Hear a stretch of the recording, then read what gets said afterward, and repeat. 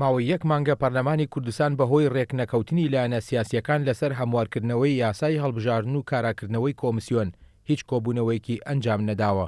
21 پەرلەمانتاریش لەسەر کۆبوونەوەی پەرلەمان دێنە دەنگ و دەڵێن ناکرێت لەم ڕەوشە خراپەی ژیانی هاوڵاتیان تاکە دامەزراوەی نوێنەرایەتیکردنی خەڵک ئەرکەکانی ئەنجام نەدات.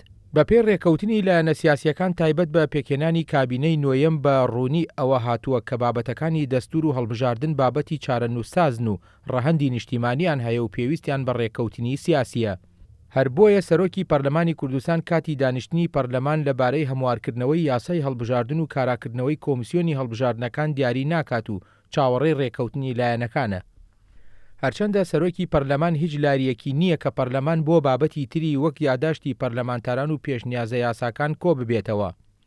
بەڵام دوو ئەندامەکەی تری دەستەی سەرۆکایەتی پەرلەمان ڕازی نین پەرلەمان دانیشتنی تر لە دەرەوەی ئەو دوو بابەتە ئەنجام بدات و پێداگرن لەسەر ئەوەی بابەتی کۆمسیۆن ئەگەر بەبێ ڕێکەوتنیش بێت بخرێتە دەنگدانەوە.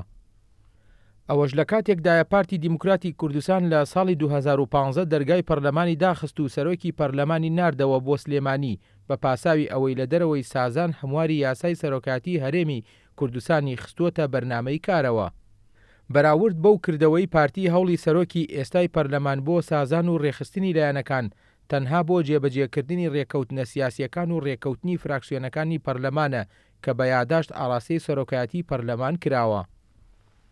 کۆبوونەوەی پەرلەمانی کوردستان ناڕەزایی بەشێک لە پەرلەمانتارانی لێکەوتەوە و 21 پەرلەمانتار یاداشتێکی ناڕەزاییان ئاڕاستەی سەرۆکایەتی پەرلەمان کرد و تێیدا ئاماژەیان بەوە کردووە ڕاگررتنی کۆبوونەوەکانی پەرلەمان هەرێمی کوردستانی خستووەتە دۆخێکی مەترسیدار ناکرێت لەم ڕەوشە خراپەی ژیانی هاوڵاتیان تاکە دامەزراوەی نوێنەرایەتیکردنی خەڵک کە پەرلەمانە ئەرکەکانی ئەنجام نەدات.